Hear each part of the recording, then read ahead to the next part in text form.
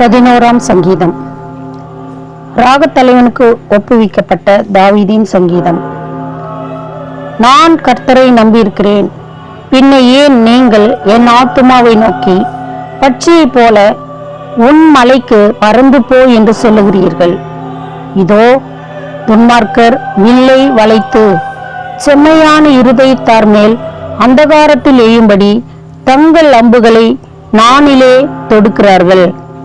அஸ்திபாரங்களும் நிர்மூலமாகிறதே, நீதிமான் என்ன செய்வான்?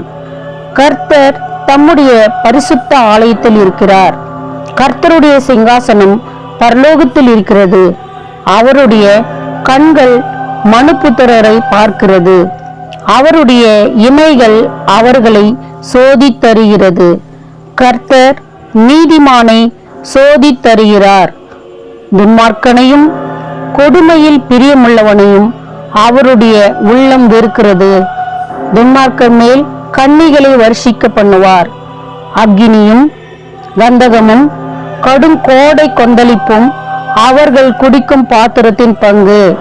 கர்த்தர் நீதியுள்ளவர், நீதியின் மேல் பிரியப்படுவார். அவருடைய முகம் செம்மையானவனை நோக்கி இருக்கிறது. ஆமேன்.